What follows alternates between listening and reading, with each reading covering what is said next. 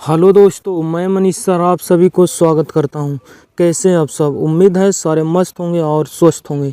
दोस्तों, रीजनिंग के 15 अति महत्वपूर्ण प्रश्न के बारे में बात करेंगे जो आपके एग्ज़ाम के पॉइंट ऑफ व्यू से काफ़ी ज़्यादा इम्पोर्टेंट है। अगर आप किसी भी गवर्नमेंट एग्ज़ाम की तैयारी करते हैं, सारे प्रश्न प्रीवियस ईयर का है जो कि आपके एग्ज़ाम में बार बार रिपीट कर रहा है, वैसे ही प्रश्न को इसमें शामिल किए। इसीलिए वीडियो के अंत तक बने रहें और प्रत्येक क्वेश्चन को आप खुद से ट्राई ज़रूर कीजिएगा बनाने की। देखिएगा आपको इस पार्ट में किस तरह के प्रश्न देखने को मिलेंगे। क्वेश्चन नंबर फर्स्ट हो गया, सेकंड, थर्ड, इसी प्रकार आपको हर एक टाइप से जो क्वेश्चन होता है हर एक चैप्टर से मिलेगा देखने के लिए। कॉपी और पेन के साथ बैठिए और तैयार हो जाइए। क्वेश्चन नंबर फर्स्ट का बताइएगा आप सब राइट आंसर क्या होगा जो। और देखिए वीडियो लाइक ज़रूर कीजिए आप सब, ठीक है ना, और शेयर कीजिए दोस्तों के पास इस सेशन को ज़्यादा से ज़्यादा, तभी आपके लिए बेहतरीन क्वेश्चन आपको इस पार्ट में लाकर देते रहेंगे ताकि आप एग्ज़ाम में बेहतर स्कोर कर पाएँ। देखिए क्वेश्चन नंबर फर्स्ट क्या कह रहा है, प्रतिरोध और ओम में जो संबंध है बताइए कि यही संबंध के साथ कौन सा ऑप्शन आपको दिया गया। पहला समय या घड़ी, दूसरा तापमान थर्मामीटर, तीसरा है दाब बैरोमीटर, चौथा है लंबाई मीटर। आप सब जानते होंगे कि प्रतिरोध का ये सही मात्रक ओम होता है, या प्रतिरोध को आप बोल सकते हैं ओम में हम सब मापते हैं। उसी प्रकार देखिए क्या समय को हम घड़ी में मापते हैं? नहीं, समय को हम सेकंड में मापते हैं। तापमान को देखिए थर्मामीटर नहीं, तापमान को हम केल्विन में मापते हैं, ठीक है। दाब का पास्कल में मापते हैं, ये भी गलत है। लंबाई को हम सब मीटर में मापते हैं। Option number D correct answer है, ठीक है। उम्मीद करते हैं आप क्वेश्चन को बना पाएंगे। क्वेश्चन नंबर सेकंड का आप सब कमेंट कीजिए राइट आंसर क्या होगा जो। सारे क्वेश्चन मोस्ट इम्पॉर्टेंट क्वेश्चन, इसीलिए वीडियो के अंत तक बने रहें और प्रत्येक क्वेश्चन को आप वीडियो पहुँच कर बनाने की कोशिश ज़रूर कीजिएगा, ठीक है। देखिएगा क्वेश्चन नंबर सेकंड कराई, पहले दो नंबर्स के साथ जो संबंध है बताइए कि हम इसके साथ कौन सा ऑप्शन को धर दें कि वही संबंध के साथ आ जाएगा। देखिए अगर बात करें आर है यहाँ पे, यहाँ फिर आई है, पहला लेटर, यहाँ पहला लेटर को देखें आर आई जैसे देखें, उसके बाद फिर क्या ए जेड देख पा रहे होंगे। सारे नंबर्स अपोजिट हमको दिखाई दे रहा, एम एन भी अपोजिट है, पी के भी अपोजिट है। आप सब जानते होंगे ए का अपोजिट क्या होता है विद्यार्थी जी, जेड, ठीक है। और बी का अपोजिट होता है वाई, और सी का अपोजिट होता है क्या, एक्स, डी का डब्ल्यू। इसी प्रकार आपको पूरा याद होना चाहिए कि कौन लेटर किसके अपोजिट जाता है और लेटर का पोजीशन याद होना चाहिए, तभी आप कोडिंग डिकोडिंग के प्रश्न को इजीली कर पाएंगे, फास्ट कर पाएंगे। हम जैसे देखें कि आर आई जैसे देखें एक अपोजिट था, ए जेड अपोजिट है। अपोजिट दो लेटर अपोजिट का कितना होता है, सम 27 होता है, ठीक है। तो आपसे प्रश्न किसके बारे में बोला गया, इसके बारे में। सी का अपोजिट कौन आएगा, सी 3 नंबर पे आता है, जोड़ने पर 27 आना चाहिए, इसका मतलब इसका अपोजिट जाएगा 24, 24 और 3 27 होगा, और 24 के लिए आएगा एक्स, ठीक है। इसका मतलब ऑप्शन मेरा एक्स से स्टार्ट होना चाहिए। यहाँ देखिए डब्लू था इसलिए ये मेरा आंसर नहीं दे सकता ऑप्शन, यहाँ वाई था, ये भी गलत हो गया। उसके बाद नेक्स्ट पे अगर जाइएगा चेक करने के लिए तो ए भी दो ऑप्शन बचा, तो यहाँ देख पा रहे हैं एक्स भी यहाँ भी है, एक्स भी यहाँ भी है, मतलब दो लेटर यहाँ सेम है। तो आप दूसरा जब चेक कीजिएगा ना तो आंसर आपको नहीं मिलेगा, क्योंकि दोनों जगह क्या है, सेम है। इसका मतलब ई का अपोजिट भी जाएगा ही जाएगा। उसके बाद फिर थर्ड लेटर क्या आ गया आपका, आई, आई 9 नंबर पे आता है, तो आई का अपोजिट क्या होता है, आर। इसका मतलब थर्ड लेटर मेरा आर आना चाहिए, ठीक है। यहाँ देखते हैं तो टी था इसलिए ऑप्शन भी गलत, यहाँ आर था। Option number A correct answer है। देखिए कोडिंग एंड डिकोडिंग जो प्रश्न है इसमें आप ऑप्शन का मदद ले सकते हैं ताकि क्वेश्चन आपके लिए ईजी हो सके। नेक्स्ट क्वेश्चन नंबर 3 पे बात करते हैं। सारे प्रश्न को ईजिली तरीके से समझाने की आपको कोशिश करेंगे ताकि आपको रीजनिंग के क्वेश्चन को बनाने के लिए पेन उठाने की ज़रूरत ना पड़े। 2 से 3 सेकेंड में आप क्वेश्चन का आंसर इजीली दे पाएंगे अगर हमारे पाठ को लगातार आप देख पा रहे होंगे तो। क्वेश्चन नंबर 3 का आप सब राइट आंसर क्या होगा कमेंट कीजिए। देखिए लेटर सीरीज का प्रश्न है, लेटर सीरीज में भी आपको लेटर का पोजीशन याद होना चाहिए, तभी आप क्वेश्चन को इजीली उड़ा पाएंगे। देखिएगा तो सी है, सी कितने नंबर पे आता है, 3। एच कितना नंबर पे आता है, 8। इसका मतलब 3 से हो गया 8, 5 लेटर इंक्रीज हो गया, 5 लेटर आगे बढ़ गया संख्या। 8 से देख पा रहे होंगे 13, एम 13, 8 5 13, यहाँ भी 5 की बढ़ोतरी हुई। फिर 13 से हो गया 18, इसका मतलब 13 5 18, यहाँ भी 5 की बढ़ोतरी हुई है, तो इसका मतलब नेक्स्ट भी 5 की बढ़ोतरी होगी। आर में 18 में जब 5 जोड़िएगा 18 और 5 23, और 23 के लिए आएगा डब्लू। इसका मतलब मेरा फर्स्ट जो लेटर आएगा वो W आएगा। 2 ऑप्शन था जो V से स्टार्ट था, इसलिए ये ऑप्शन अब दोनों का गलत हो गया। एग्जाम्स का पूछा हुआ प्रश्न है, ये नहीं कि ऑप्शन हम धरे, नहीं, आपके एग्जाम्स का क्वेश्चन क्या है पूछा हुआ। उसके बाद 2 ऑप्शन आपका बच गया, तो 2 ऑप्शन को चेक कर लीजिए। देखिएगा 2 ऑप्शन बच गया, तो यहाँ भी देखिएगा WL यहाँ भी 2 ऑप्शन है। तो आप डायरेक्ट दूसरा लेटर को मत चेक कीजिए, आप थर्ड पे चल जाइए। आपका आंसर यहाँ डिफरेंस दिखाई दिया, यहाँ D था, यहाँ Z। आंसर मेरा थर्ड लेटर से डिफाइंड होगा कि कौन मेरा आंसर होगा, क्योंकि दूसरा लेटर दोनों जगह L है। चेक कीजिएगा, L कन्फर्म है कि दूसरा लेटर L ही यहाँ आएगा, क्योंकि 2 ऑप्शन तो पहले ही आपका गलत हो गया और 2 ऑप्शन बचा, उस दोनों में सेकंड लेटर L है। इसका मतलब फिक्स है कि L आएगा ही आएगा बीच में। डायरेक्ट आप थर्ड लेटर पे चल जाइए। देखिएगा B कितना होता है 2, I होता है 9, 2 से 9 हो गया, इसका मतलब 7 लेटर आगे हो गया, और 9 7 कितना हो गया 16, और 16 और 7 जोड़िएगा तो कितना हो जाएगा 23, और 23 से 7 जोड़िएगा तो 30, और 30 जब ये हो गया, और 26 जानते होंगे कि Z नंबर पे आता है, और उसके बाद 4 लेटर और आगे जाना है, और 4 का मतलब D, 30 नंबर पे D आएगा, और D कहाँ है ऑप्शन नंबर ए में। ऑप्शन नंबर ए इसका करेक्ट आंसर है, ठीक है। नेक्स्ट, उम्मीद करते हैं आप क्वेश्चन को हम इजीली तरीके से आपको समझाने की कोशिश कर रहे होंगे। बताइएगा क्वेश्चन नंबर 4 का राइट आंसर क्या होगा। बोल रहा है विकल्प प्रश्नवाचक चिन्ह के स्थान पर आने वाली संख्या को चुनें। यहाँ मिसिंग नंबर है, इसके बारे में आपको बताना है। देखिए कमेंट जरूर कीजिएगा विद्यार्थी जी, उसी से मेरा क्या है कि मोटिवेशन बढ़ता है। आप वीडियो को लाइक कीजिए, शेयर कीजिए, ताकि आपके लिए हम बेहतरीन क्वेश्चन ला पाएँ, ताकि आप एग्जाम्स को ईजिली क्रैक कर पाएँ। क्वेश्चन नंबर 4 में करा मिसिंग नंबर का प्रश्न। बताइएगा, हमेशा बोलते हैं लार्ज नंबर पर आप फोकस कीजिए। लार्ज नंबर आपको बीच में दिखाई दे रहा होगा, सारे नंबर्स बीच में क्या है लार्ज है। इसका मतलब आप बगल वाले पे आप रिलेशन देख सकते हैं। 95% 90% क्या रहता है, लार्ज नंबर और स्मॉल नंबर की मदद से मिसिंग नंबर में बनाया जाता है। तो स्मॉल नंबर इसके बगल में आप देख पा रहे होंगे 3 है और 4 है, ये तो लार्ज नंबर आपका है, स्मॉल नंबर बगल में। तो देखिएगा इन दोनों की मदद से 15 कैसे आएगा। अगर इन दोनों को आपस में मल्टीप्लाई कर देते हैं तो 3 चौके 12 आ गया, पर इसमें एक्स्ट्रा को आपको कितना ऐड करना पड़ेगा 3, तभी तो 15 होगा। ये पहला नियम हम कर रहे हैं, अगर नहीं देगा तो फिर दूसरा नियम हम सोच सकते हैं, पर आगे क्लिक कर जाएगा तो फिर हम इसी से आंसर दे देंगे।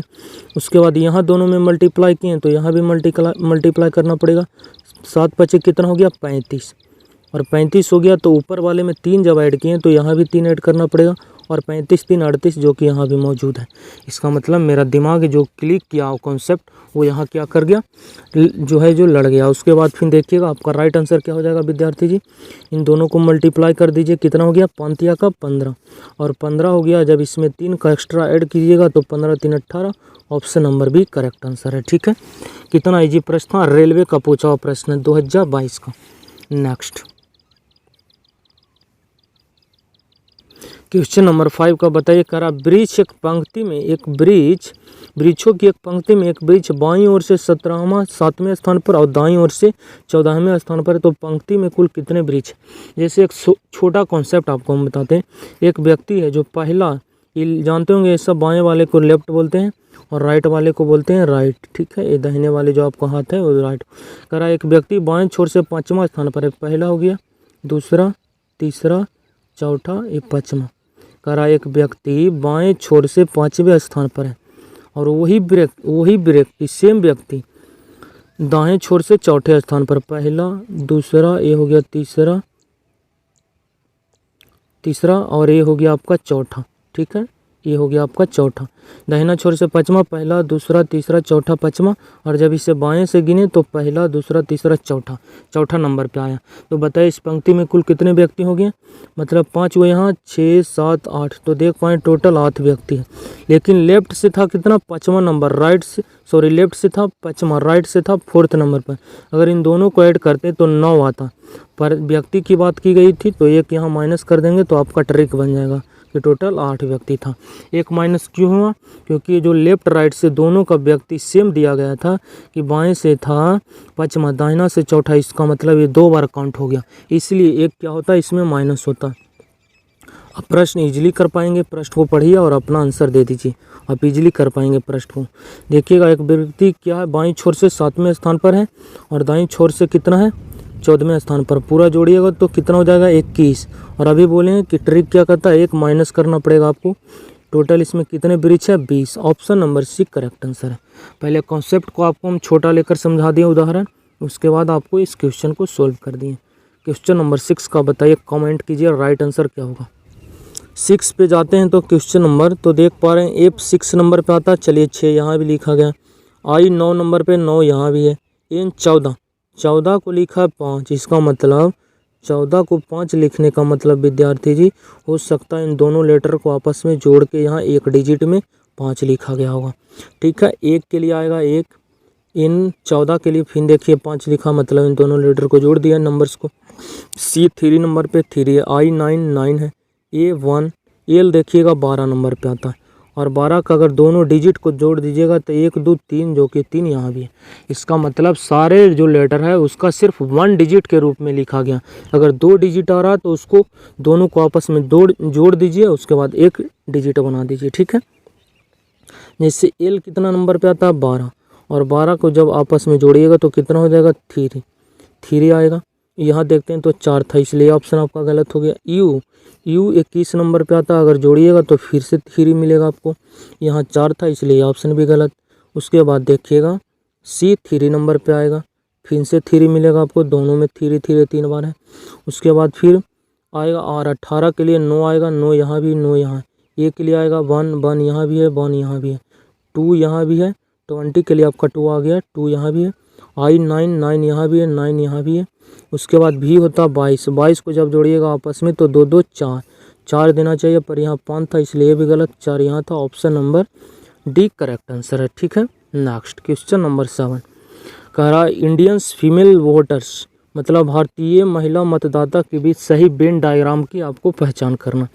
अब सब जानते होंगे कि क्या जितने भी महिला, क्या सारे भारतीय नहीं, मतलब कुछ भारतीय महिला है और कुछ महिला भारतीय है।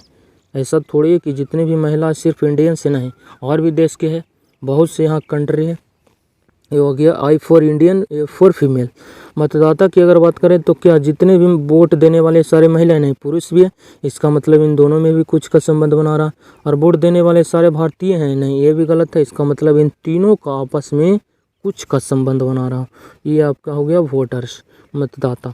इस प्रकार इसका सही वेन आरेख बनेगा, जो कि ऑप्शन नंबर आपको ए में दिखाई दे रहा है। ऑप्शन नंबर ए इसका करेक्ट आंसर है। ठीक है, नेक्स्ट क्वेश्चन नंबर 8 का आप सब बताइएगा राइट आंसर क्या होगा। क्वेश्चन देख रहे हैं तो ब्लड रिलेशन का देखिए, फीमेल्स जहाँ की भी आपको लगेगा कि ये फीमेल्स है तो उसको सर्कल में रखिएगा, मेल्स जहाँ आपको दिखाई देगा उसको आप ट्रायंगल्स में रखिएगा। ठीक है, क्वेश्चन पढ़िए, इजीली तरीके से आपको हम आंसर निकाल कर बताते हैं। ए जो है बी की बेटी है, बी की बेटी है। बेटी है कौन? ए। इसका मतलब बेटी है तो एक पीढ़ी नीचे ही जाएगा। ठीक है, क्योंकि संतान पिता से तो एक पीढ़ी नीचे ही जाएगा। ये हो गया। ए की बेटी है कौन? ए, इसीलिए सर्कल में रखें क्योंकि ये फीमेल से, ये फादर से या फिर मदर से, या भी आपको कंफर्म नहीं है। उसके बाद बोला है बी सी की माँ है। बी जो है सी की भी माँ है, सी की माँ, इसका मतलब सी भी इसका संतान है। और सी क्या है? बेटी है या फिर बेटा, ये कंफर्म नहीं है, पर बी का कंफर्म हो गया कि बी क्या है? माँ है। इसका मतलब ये आपस में क्या हो गया? भाई बहन का रिलेशन रखता है, या फिर बहन बहन का, या फिर भाई भाई का। उसके बाद बोला है डी जो है सी का भाई, सी का भाई डी है भाई, इसलिए इसको किस में रखेंगे? ट्रायंगल्स में। सी का जेंडर अभी पता नहीं हमको कि मेल है या फिर फीमेल। उसके बाद बोला है डी ए से डी का संबंध बताइए। ए का डी कौन है? डी कौन है? ए का डी कौन है? भाई है। Option number C correct answer है। ठीक है, काफ़ी ज़्यादा इजी प्रश्न था, आप इस क्वेश्चन को इजीली कर पाते। क्वेश्चन नंबर 9 बताइएगा क्या कर रहा है। एक घड़ी जो मिनट की सुई दोपहर 12 बजे इधर की डायरेक्शन दिखा रहा है, ऊपर की तरफ दिखा रहा है। देखिएगा क्वेश्चन को पढ़िए, देखिएगा 12 बजे घड़ी का डायरेक्शन आपको बताया गया है ऊपर की तरफ। ये आपका 12 बज गया विद्यार्थी जी। चलिए वीडियो पॉज करके आपको टाइम दे देते, नहीं तो लॉन्ग वीडियो हो जाएगा। अब देखिए क्वेश्चन को पढ़ते हैं, आपको समझाने की कोशिश करते हैं। कर आए कि घड़ी मिनट की हाथ दोपहर 12 बजे दक्षिण की ओर बता रहा है। मतलब जानते होंगे 12 जब बता तो मिनट की सुई और घंटे की सुई दोनों किधर रहता है? उत्तर की तरफ। आपको पता होना चाहिए कि ऊपर वालों को उत्तर बोलते हैं और नीचे वालों को दक्षिण बोलते हैं, और जो आपका राइट हैंड है उसे पूरब बोलते हैं, जो आपके लेफ्ट हैंड में उसे पश्चिम बोलते हैं। ठीक है। लेकिन ऊपर रहना चाहिए, उत्तर की तरफ डायरेक्शन में 12 बजे मिनट की सुई किधर रहता है, उत्तर की तरफ। लेकिन उसने बोला कि दक्षिण की तरफ है, मतलब नीचे दिया गया। इसका मतलब उसका डायरेक्शन डायरेक्ट अपोजिट बता दिया है। ऊपर का क्या बोल दिया, डायरेक्ट नीचे बोल दिया है। इसका मतलब डायरेक्ट अपोजिट बता दिया। 12 बजे हम जानते होंगे कि मिनट की सुई आप सब जानते होंगे उत्तर की तरफ रहता है, पर उसने बोला प्रश्न में कि दक्षिण की तरफ है, मतलब अपोजिट बता दिया। तो पूछ रहा घड़ी में 3 बजे जानते होंगे कि आप सब जानते होंगे यहाँ घंटा की सुई है और मिनट का सुई किधर रहता है, ऊपर की तरफ ही रहता है। मिनट की सुई की तो थोड़ा घंटा से बड़ा रहता है, ऊपर की तरफ ही रहेगा। 3 बजेगा तो घंटा की सुई 3 पर, मिनट की सुई 12 पर। तो बताइए कि मिनट की सुई 3 बजे किस दिशा में रहेगा। अभी बोले हैं हम, जब हम जान रहे थे कि 12 बजे उत्तर की तरफ था डायरेक्शन, पर दिया है दक्षिण, मतलब अपोजिट बता दिया। इसका मतलब जो भी प्रश्न हमसे पूछा जाएगा मिनट के बारे में, तो हम भी उसका जो होना चाहिए डायरेक्शन उसके अपोजिट देंगे। 3 बजे होता है उत्तर की तरफ, लेकिन इसका अपोजिट देंगे तो दक्षिण हो जाएगा। मतलब 3 बजे मिनट का सुई भी किधर होगा, साउथ की तरफ होगा। ठीक है, क्योंकि ऊपर जब डायरेक्शन अपोजिट बताया तो हम भी अपना आंसर देंगे जो वो अपोजिट में ही देगी, क्योंकि प्रश्न के अनुसार आपको आंसर भी देना है। नेक्स्ट क्वेश्चन नंबर 10, बताइएगा इस क्वेश्चन का राइट आंसर क्या होगा। जो इस आकृति में कितने त्रिभुज है बताइए। एक प्रश्न आपको बताए थे कि अगर एक त्रिभुज के अंदर एक ही कॉर्नर से एक ही बेस पे अगर ज़्यादा ट्रायंगल्स बनाया जा रहा है तो उसकी ट्रिक क्या कहता है, इसको नंबरिंग कर लीजिए ट्रायंगल्स को और फिर आपस में जोड़ दीजिए सभी को। 4 3 7 2 9 9 1 10, मतलब इसमें टोटल 10 ट्रायंगल्स है। ये आपका ट्रिक हो गया। ठीक है, सारे नंबर्स को आपस में ऐड कर दीजिए, जोड़ दीजिए।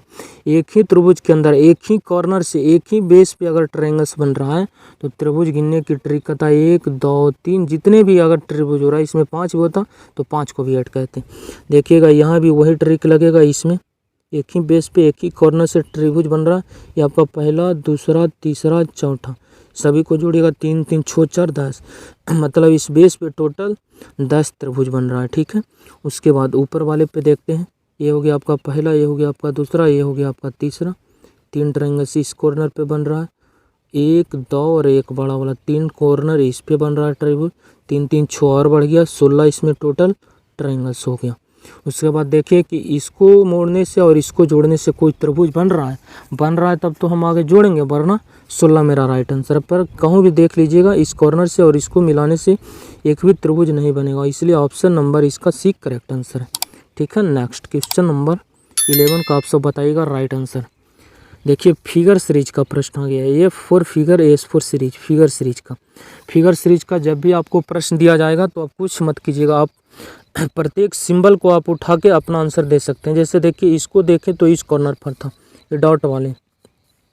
दूसरा में क्या देखिए, राइट की तरफ कॉर्नर पे आ गया, यहाँ से यहाँ एक स्टेप बढ़ गया। तीसरा में क्या देखिए, यहाँ आ गया, मतलब फिर इस कॉर्नर से उठाकर इस कॉर्नर पे आ गया। फिर चौथा में क्या देखिए, इस कॉर्नर से इसके अपोजिट, इस अपोजिट नहीं, एक स्टेप आगे बढ़कर यहाँ आ गया। इसका मतलब अगला में कहाँ आ जाएगा, ये फिर स्टार्ट होगा या स्टार्टिंग पॉइंट से यहाँ पे आ जाएगा। यहाँ पे आने का मतलब यहाँ नहीं है, यहाँ नहीं है, यहाँ भी नहीं है। ऑप्शन नंबर डी में सिर्फ है, option number D correct answer. आप किसी और सिंबल को भी उठाकर आंसर दे सकते हैं। ठीक है, जैसे स्टार को उठा लेते हैं। देखिए स्टार यहाँ था, एक स्टेप बढ़ाकर इस कॉर्नर पे लाया, अपोजिट यहाँ कर दिया, फिर एक स्टेप आगे बढ़ाया, यहाँ आया। इसका मतलब फिर एक स्टेप कहाँ जाएगा, ऊपर की तरफ। देखिएगा यहाँ पे लाया, अगला फिर कहाँ जाएगा आपका विद्यार्थी जी, इसके नीचे ही आएगा। ऑप्शन नंबर डी में मौजूद है। ठीक है, उम्मीद करते हैं आप क्वेश्चन को बना पाएंगे। क्वेश्चन नंबर 12 का बताइए आप सब राइट आंसर क्या होगा। कह रहा है दर्पण, यदि दर्पण को दी गई आकृति की दाईं ओर रखा गया, मतलब जो मिरर है इसके दाईं ओर रखा गया है। ठीक है, तो बताइए कि दर्पण जो का प्रतिबिंब बनेगा उसका सही प्रतिबिंब कौन बनेगा। देखिए दर्पण प्रतिबिंब का सिर्फ एक ही रूल क्या कहता है, लेफ्ट वाला राइट जाता है और राइट वाला लेफ्ट जाता है। एक नोट, मेरी बातों पे गौर कीजिएगा आप, लेफ्ट वाला राइट, राइट वाला लेफ्ट, जो ऊपर है ऊपर रहेगा, नीचे है नीचे रहेगा। ठीक है, और जो एक बात और क्या फोकस करना है, जो मिरर जो प्रतिबिंब बनाता है वो नज़दीक वाले को नज़दीक में दिखाता है, और जो प्रतिबिंब दूर में रहेगा जो वस्तु, वो दूर में ही उसका प्रतिबिंब बनाएगा। देखिए सर्कल तो आएगा ही आएगा, क्योंकि इसका लेफ्ट राइट क्या है, सेम है, सारे इसका सेम है। उसके बाद ये बीच वाले भी बदलेगा नहीं, क्योंकि ये बीच वाले लेफ्ट राइट भी सेम। उसके बाद देखिएगा ये दाहिना से बाएं की तरफ ऊपर गया, दाहिना से बाएं, इसका मतलब दाहिना से बाएं गया और बामें से दाहिना जाएगा ऊपर की तरफ। ठीक है, इसको देख रहे हैं तो बाएं से दाहिना आया, बाएं से दाहिना, इसका मतलब बाएं से दाहिना आया है तो ये दाहिने से बाएं जाएगा। इस प्रकार इसका सही मानचित्र बनेगा। यहाँ इस प्रकार गया था गलत, यहाँ गया है सामने, यहाँ तो उलट दिया है बीच वाले फिगर को, यहाँ भी गया पर। यहाँ देख पा रहे हैं इस सर्कल जो है थोड़ा छोटा है, सर्कल को थोड़ा बड़ा कर दिया, पर इस सेम का ही मेरा प्रतिबिंब बनेगा। ऐसा नहीं कि सर्कल का प्रतिबिंब मिरर में बड़ा बन जाएगा। यहाँ देख पा रहे हैं थोड़ा सा सर्कल को बढ़ा दिया, इसलिए ऑप्शन भी आपका गलत है।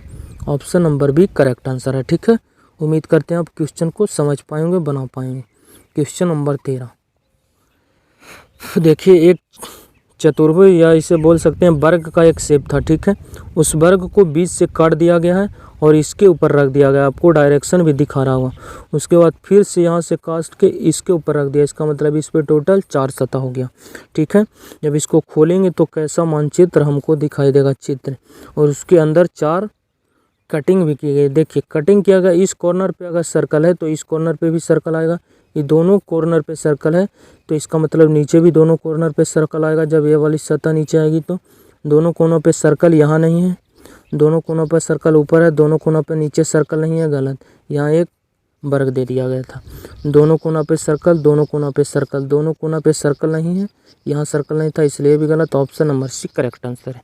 अगर इससे मेरा आंसर नहीं आता तो फिर इस वाले सिंबल को भी पकड़ते, फिर नहीं तो आंसर देता तो इस सिंबल को पकड़ते, फिर इस सिंबल को, चारों को पकड़कर हम चेक करते। पर किसी से भी मेरा आंसर आ गया फिर हम उस क्वेश्चन पे ज़्यादा टाइम वेस्ट नहीं करेंगे। क्वेश्चन नंबर 14, इसके लिए आपको हम HW देते हैं। प्रश्न काफ़ी ज़्यादा ईजी है, अगर ऐसे प्रश्न को आप एग्जाम में नहीं कर पा रहेंगे तब तो आपकी बेवकूफ़ी है। देखिए, ए की जगह आपको क्या लेना पड़ेगा, जोड़ लेना, क्योंकि ए का मतलब जोड़ दिया गया, बी का मतलब गुना, और सी का मतलब क्या दिया गया आपको, माइनस। यहाँ माइनस लेना पड़ेगा, ए का अर्थ प्लस है, प्लस लीजिएगा। उसके बाद बी का अर्थ क्या बोला, मल्टीप्लस लीजिएगा। डी का अर्थ क्या बोला है प्रश्न में, डी का अर्थ भागा, यहाँ आपको भागा लेना पड़ेगा। ए आया है, ए का अर्थ प्लस, बी आया, बी का अर्थ गुना। ये सारे सिंबल यहाँ धर दीजिएगा, आप सोल्व कीजिएगा, आपका राइट आंसर इजीली निकल जाएगा। क्वेश्चन नंबर 15, आज का लास्ट क्वेश्चन। देखिए, यहाँ कौन सा चित्र को हम रख दें कि पैटर्न को, अनुपस्थित पैटर्न को फुलफिल कर देगा, पैटर्न को पूरा कर देगा। ठीक है, तो देखिए इसको देखते हैं तो इस कॉर्नर को और इस कॉर्नर को ध्यान से देखते हैं तो क्या है, सेम है आपस में चित्र। ठीक है, ये जो चित्र था एक कॉर्नर और एक कॉर्नर सेम था, तो इसका मतलब मेरा जो लेफ्ट ये वाले कॉर्नर है, ये वाले कॉर्नर, ये वाले और ये वाले भी सेम होना चाहिए। तो देख पा रहे हैं यहाँ से एक आयत के रूप में बनाया है या फिर वर्ग के रूप में, तो यहाँ भी एक वर्ग बनाएगा। ठीक है, उसके बाद इस सामने एक रेखा गई है और ये आयत को छोड़ कर गई है, तो आयत को छोड़कर भी एक रेखा जाएगी यहाँ से। उसके बाद इस वाले वर्ग को पूरा करने के लिए ये वाले चित्र आएगा। इस प्रकार इसका सही मानचित्र बनेगा। देखिएगा, यहाँ तो आयत बना, यहाँ भी ऊपर गया, पर ये जो डायग्राम आने के लिए इस कॉर्नर बाई कॉर्नर से जाना चाहिए, ये मौजूद नहीं था, गलत। यहाँ आया है, ऊपर गया है, ये भी है, ये भी है। Option number B correct answer है। यहाँ देखिएगा तो ये सीधा नहीं गया, ये ऊपर कर दिया, ये गलत। यहाँ ऊपर नहीं था, इस कॉर्नर पे आना चाहिए था, इसलिए ये भी गलत। उम्मीद करते हैं आप टोटल 15 क्वेश्चन में से लगभग 13 से 14 क्वेश्चन का आप सोल्व किए होंगे। जब इतना कर पा रहे हैं स्कोर तो आपको समझिए आप इजीली तरीके से एग्जाम्स को क्रैक कर पाएंगे, ये मेरा विश्वास है। चलिए नेक्स्ट वीडियो में आपसे मुलाकात होगी। चलिए बाय, टेक केयर।